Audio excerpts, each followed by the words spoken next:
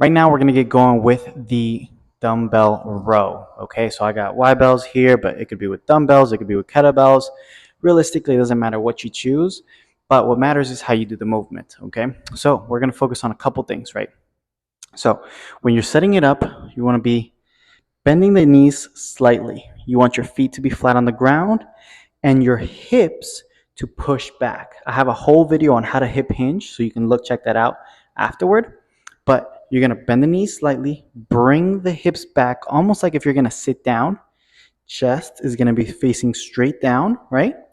And the arms are just hanging. So it should be a straight arm kind of hanging down, right? So this is the setup. You want to make sure your back is straight and your neck is also in a straight line with your hips, okay?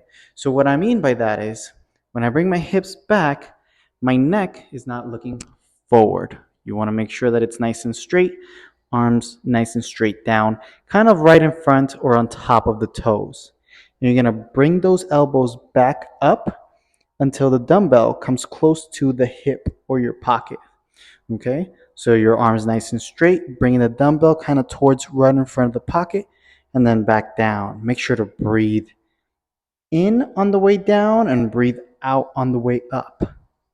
Bring the hips forward as soon as you're done with the movement.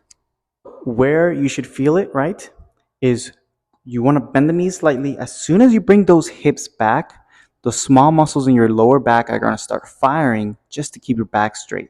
So you will feel it a little bit in your lower back. That's fine. It's just working smaller muscle groups, right? So bring the hips back. Lower back is going to be firing a little bit to keep your back straight, but you're also going to focus in on a lot of the tension on your upper back. So when you bring that weight up to about the pocket height, you're going to feel it right on the muscle outside of your rib cage. Maybe behind the rib cage is called your lats. That's where you're really going to feel the muscle, okay? So this works your lats, which is kind of that upper back area, side of the rib cage, and you're also going to work on your lower back. So it's going to tighten up both of those areas.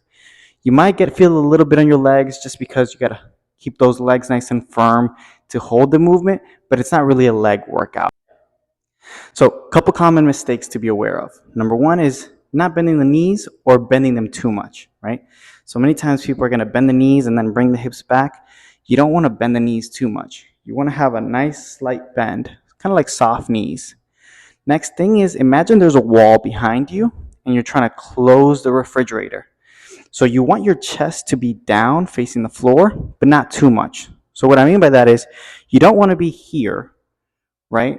You almost want to be like in a nice 45-degree angle with your hips, okay? So bringing the knees slightly back. A nice cue is you're going to feel a slight stretch on your hamstrings. Now, if you're more flexible, you might not feel it, but generally a nice slight stretch on the hamstrings, the back of the thigh. When you bring those hips back, lower back is going to tighten up, right? And another common mistake is that people like to bring the dumbbell to their chest, right? If you're bringing the dumbbell to your chest, you're probably too straight or too far back, okay?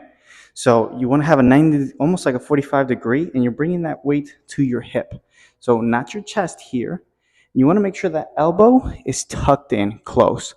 So not outside, not because there's anything wrong, it's just a different exercise. So keep that hips back, dumbbell right at the hip, right? And that elbow tucked in when you do it. And then last but not least, it's the back. So this is a part that can get a little tricky, okay? Once again, there is a whole exercise video on how to do a hip hinge, which is this movement here, and how to make sure it's straight. But in general, you don't want your lower back to curve. So I just curved my lower back. I straightened it out. You don't want your upper back to curve, right? So you don't want the chest to be down, and you don't want your butt to be in. Nice straight lower back, nice straight upper back.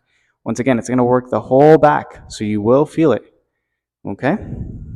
Hips back when you're going down, hips forward when you're coming up. It could be very easy to be in this position, right? And just kind of curl it in with your back. You don't want to do that. You want to make sure that all the movement is in the hips, all right? And that's how you do a double arm with both arms, dumbbell row.